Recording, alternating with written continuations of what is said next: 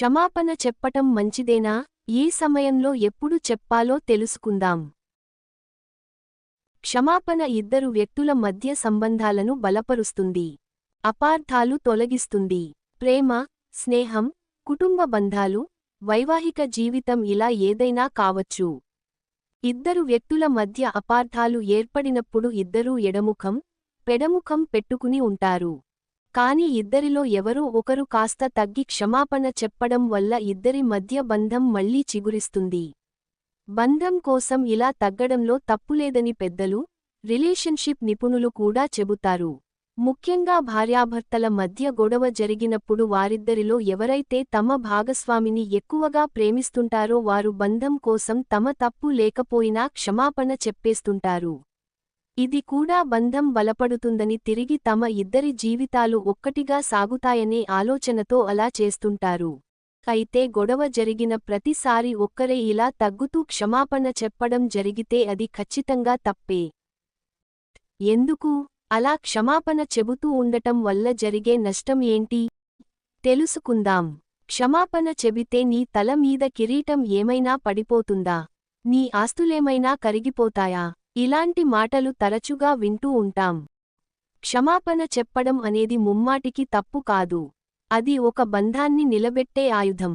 అయితే ఎప్పుడూ ఒకరే క్షమాపణ చెబుతూ అది ఆ వ్యక్తి ఆత్మవిశ్వాసాన్ని, ఆ వ్యక్తి విలువను రోజురోజుకు తగ్గించేస్తుందనే విషయాన్ని మాత్రం గుర్తుంచుకోవాలి. అసలు క్షమాపణ చెప్పడం తప్పు కాదని చెప్పినప్పుడు, క్షమాపణ చెప్పడం వల్ల కలిగే ముప్పు ఏమిటో తెలుసుకుంటే, క్షమాపణ చెప్పడం అన్నివేళలా సరైనది కాదు అని తెలుస్తోంది.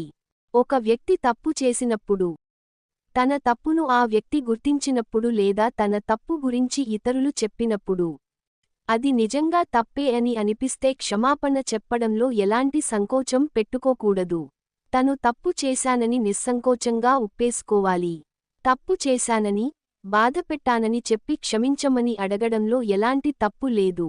కానీ తప్పు లేకపోయినా తప్పు చెబితే అది ఆత్మవిశ్వాసాన్ని దెబ్బతీస్తుంది, విలువను తగ్గిస్తుంది. ముఖ్యంగా ఎదుటివారి దృష్టిలో మర్యాద అనేది లేకుండా పోతుంది. అందుకే తప్పు ఉంటేనే క్షమాపణ చెప్పాలి. విజయాలు సాధించడం అంటే అది వ్యక్తి అభివృద్ధికి సూచన.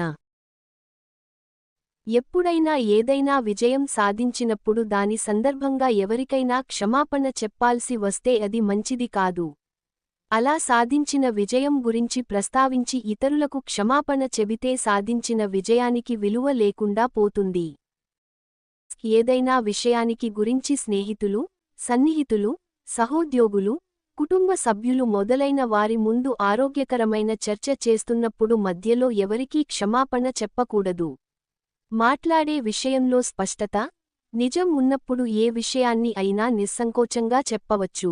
అలా కాకుండా మధ్యలో క్షమాపణ చెప్పడం, చర్చ నుండి తప్పుకోవడం చేస్తే చర్చలో బలహీన వ్యక్తులుగా పరిగణింపబడతారు.